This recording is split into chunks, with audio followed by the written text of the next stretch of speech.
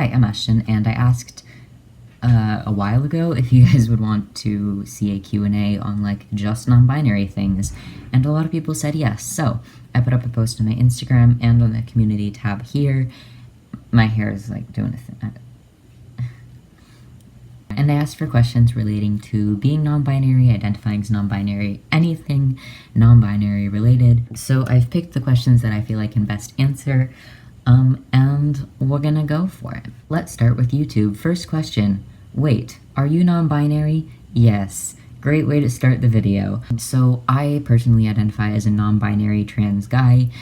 Some other words that I use are just trans-masculine or demi-boy sometimes, but the majority of the time I either kind of call myself non-binary or a trans guy. Both terms still do apply to me, and we will get more into that later. How do I know I'm non-binary and not gender fluid, and vice versa? Ultimately, it comes down to how you identify, and I can't really tell you how you should be seeing yourself. But in general, it might help to know that non-binary can be an umbrella term. So if you feel the identity of gender fluid fits you, because your gender does fluctuate, or however you experience that, you can still identify as non-binary, because being gender fluid is still not an identity that is entirely male-female binary. You can be non-binary without being gender fluid, but you can also be gender fluid while still identifying as non-binary. Not all identities can be played around with like that, but in general, when you're talking about non-binary identities, non-binary is a pretty catch-all term for anybody that doesn't identify with a binary gender of, you know,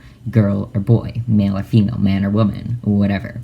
How do you explain the difference to people about being a trans girl or a trans guy from being non-binary and still transitioning, like getting surgery, taking hormones, packing, binding, stuff like that? I think the kind of distinction you have to make to help other people understand it is make sure that they understand that there's a difference between gender identity and gender presentation. Non-binary people can identify in a multitude of different ways, and not everybody that's non-binary transitions. The difference between binary and non-binary trans people is in the identity, and not necessarily the physical or medical or social aspects of a person's transition. The best way to explain it to people might just be kind of oversimplifying it, saying, you know, well, binary trans girls and binary trans guys identify completely with being a girl or a guy. Non-binary people don't necessarily. Some might identify with a different gender or a gender in between or no gender at all. And some non-binary people might transition and some might not, the same as binary trans people. So really what it narrows down to is the differences in the identity, not the physical, medical, or social transition.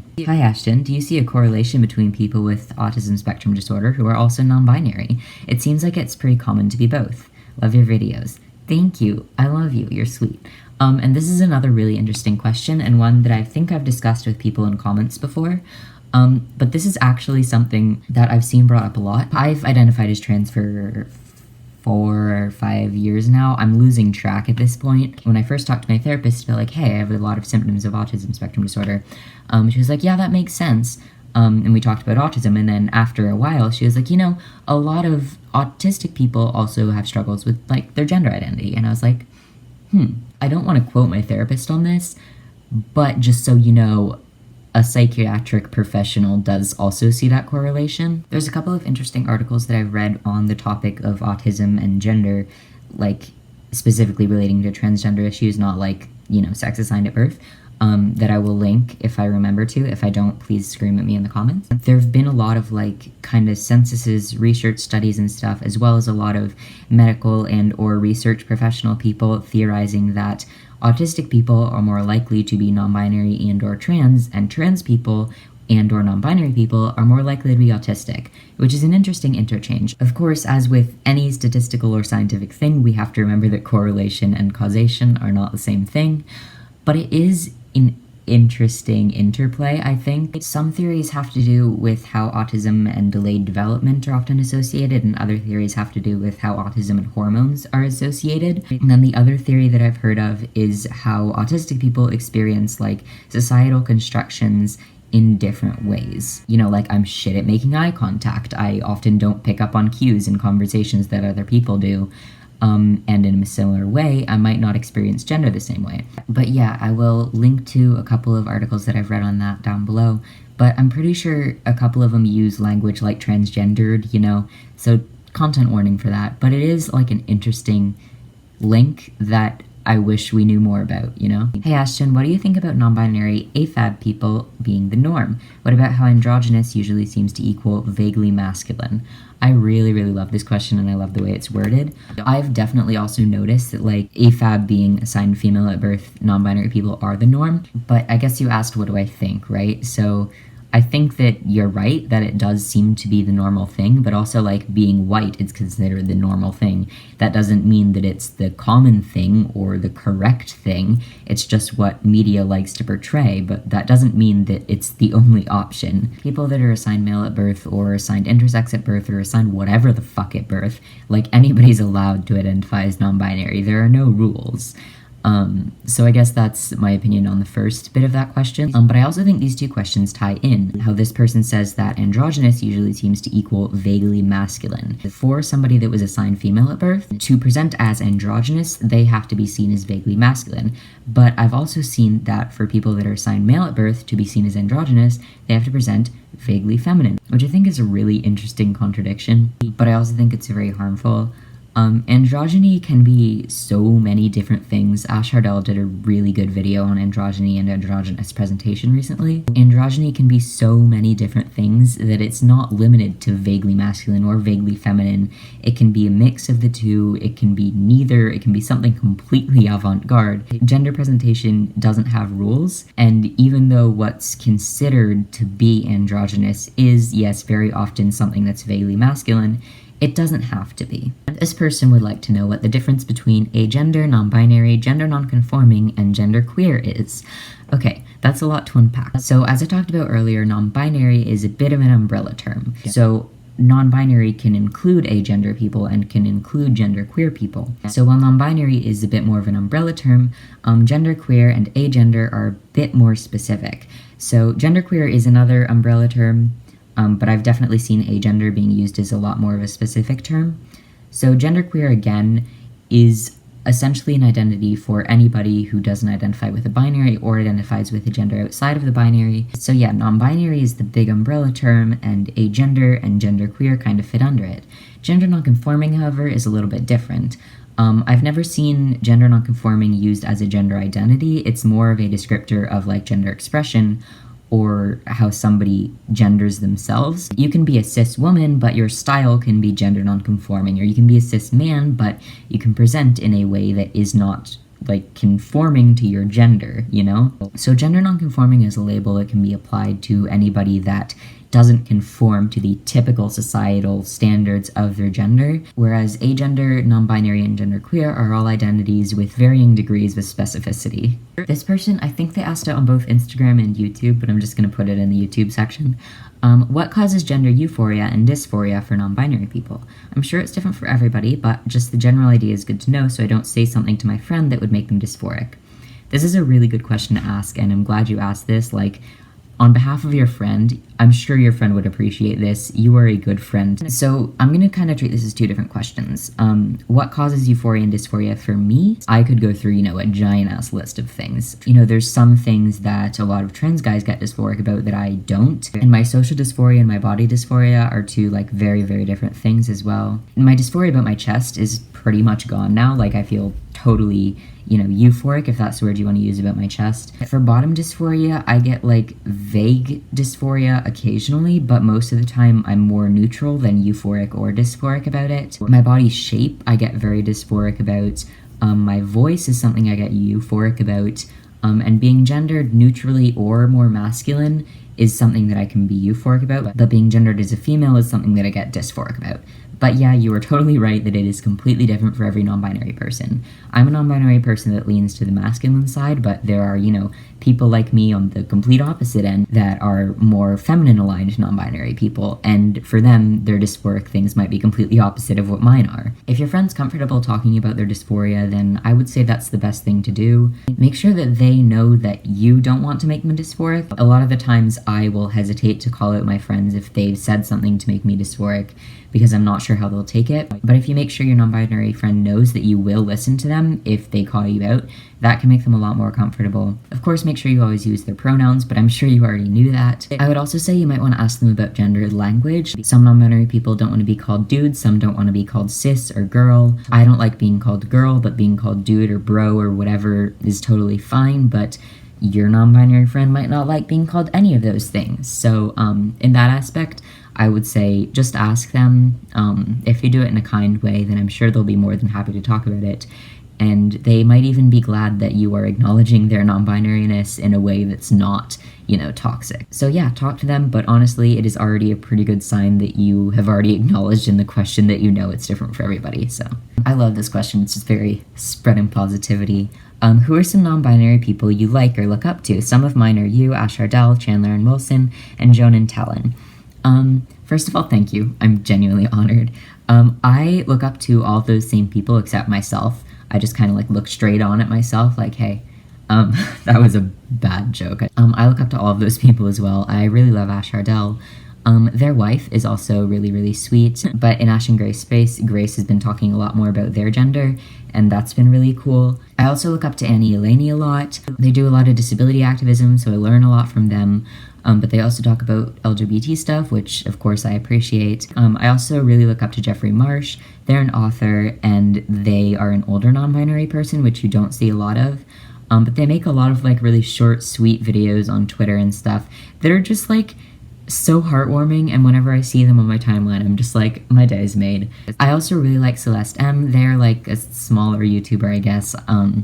But I talk to them a little bit, and they are very, very sweet. And their videos always inspire my videos. I've definitely, started a video before with I got this idea from Celeste. But they're really cool. All of their videos are super informative, and I look up to them a lot too. But yeah, I'm sure there are more, but those were just off the top of my head. Hey Ash, hey. Do you feel that there's not nearly enough research on the biological side of being non-binary? And if there was more research, non-binary people would be more validated and accepted by society? Now, I understand where you're coming from, but honestly, I don't think there needs to be research. I do completely understand why you think that might help, but I don't think that any sort of biological evidence would help the people that already hate non-binary people, I have a video called the transgender brain or something where I talk about how science like that, when applied to this sort of thing, is so often used for eugenics. I don't think biological evidence for non-binary people is needed in order for it to be respected. And I think if somebody says that they need biological evidence on non-binary people, that just kind of reflects more on them and their unwillingness to accept people. That being said, I'm going to link research and history on non-binary people in the description as well for anybody that would like to learn more before attacking me in the comments. Thank you. Speaking of attacking me in the comments, do you understand how having over 100 genders is dangerous? I'm not saying this to be an asshole, just wondering. I'm just wondering why you thought that that's dangerous. Please explain to me how people self-identifying is dangerous. Gender isn't a dangerous thing. People should be allowed to express how they want to and identify how they want to without being scared of people like this person that think, gender is dangerous. And no, I genuinely don't understand why you would think that having too many genders is dangerous. In my opinion, people should be allowed to self-identify however the fuck they want to without people giving them shit for it. Hey, I've been watching your videos and they've been really helping me out with finding my gender identity. I'm glad. I'm sending internet hugs to you if you would like them. I've learned a lot more about myself, but I still have some questions. I was wondering if I can identify as trans and gender fluid even though I don't use female pronouns. That would just be a non-binary trans man, right? I've been conflicted about this for a while and it's been upsetting. Hopefully you can clear this all up for me. I love you, and I hope that you're doing well, Gabriel. The first thing I want to clear up is that you could identify as literally all of these things at the same time and it would be fine. As I talked about before, non-binary can be a kind of umbrella identity, and you can consider yourself a trans man if you're a trans masculine, and gender fluidity really just implies that your gender doesn't stay in the same place. But again, as I've said before, it is in the end completely up to you how you are most comfortable identifying, and I can't tell you that. Not using female pronouns doesn't invalidate any aspect of your identity. If you're more comfortable identifying as gender fluid, then go for it. You don't have to use every pronoun to identify as gender fluid. Contrary to popular belief, pronouns don't entirely dictate what gender you are. So if you identify as gender fluid and you just don't want to use she pronouns, that's totally fine as well. You really just have to feel out what's comfortable for you, and that's the important thing. Now I'm gonna go on to Instagram DMs. These are the people that didn't want their names shown, so I'll be cutting the names out. This person sent a few questions, but this was the first one, and I think some of the other ones have already been covered. So can you talk about NB, like the letters, versus NB, ENBY, and appropriating the term NB, the letters, from Black people, assuming you're familiar with all of that? I would love to talk about this, and I'm really glad somebody asked. First off, of course, a big disclaimer. I am white. We know this. I'm very white. But I have definitely seen a lot of Black people and people of color in general saying that, like, you know, NB, the letters, is an abbreviation for non-Black. So you might see NB POC. This is not about non-binary people of color. This is about people of color that aren't Black. And I think I learned that maybe 6 months to a year ago, and I have been using ENBY as an abbreviation for NB ever since. But I'm hesitant to say, like, that's what you should do as a white person. So I would say don't listen to me on this one. Instead, I would go seek out resources that people of color have probably put out there. But yeah, in general, I use the term ENBY instead of NB, just because from what I know, it is more like culturally sensitive. So yeah, my opinion on this means absolutely fuck all, but as far as I know, just use ENBY to be on the safe side. That's not a term that was taken from anywhere. So for your non-binary Q&A, do you have any advice on finding a non-binary friendly gender therapist? I have had 3 therapists in the past, none of which are gender therapists per se. As far as I'm aware, none of them have been non-binary unfriendly in any way. My current therapist is incredible when it comes to non-binary stuff, so, you know, if you lived next to me, I would refer you to her, but I can't do that. There are for sure websites where you can narrow down, like, a search for a therapist, but most therapists would have some sort of, like, way to contact them, so perhaps before you set up an appointment, you could ask, like, hey, how much do you know about non-binary people? Because it absolutely can suck to go into a therapy session and have to, like, you be the one teaching your therapist about gender. That would suck. So yeah, talk to your therapist before you have an appointment. They shouldn't charge you for asking a question over email. Ask other trans people in your area because they might be able to tell you, oh, I go to this therapist and she's great with non-binary people, you know? So, like, just feel it out, ask a lot of questions, and don't be afraid to email somebody before you go see them. Now I am moving on to Instagram questions that weren't DMs. This is an interesting one. Do you need dysphoria to be non-binary, or is it an identity that more supports the idea of euphoria and what suits the individual best? I would say that being non-binary is more about defining it for yourself. Like, as I explained earlier, non-binary is a very umbrella term for a lot of different identities. So saying, like, yes, you need dysphoria, or no, it's about euphoria, would probably be excluding people on both sides. Self-identification is something that I will always fight for, so I would err more to the side of it's more about self-identification and comfort with yourself. So I think people should just identify how they're comfortable with, and that's the end of the story. This is from the same person. Do you personally consider being non-binary a form of being trans?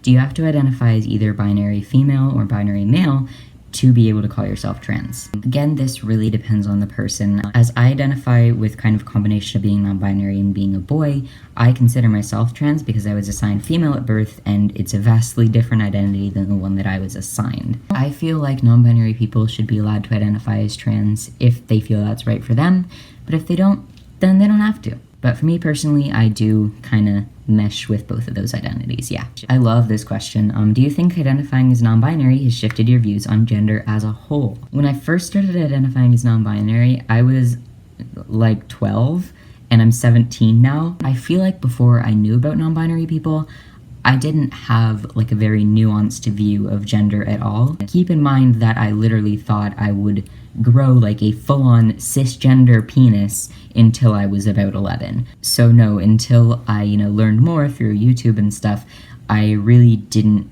think about gender in a complex way. I just really didn't question the binary that I'd grown up in, but once non-binary things were presented to me, I was like, oh yeah, no, that makes a lot more sense. I like that.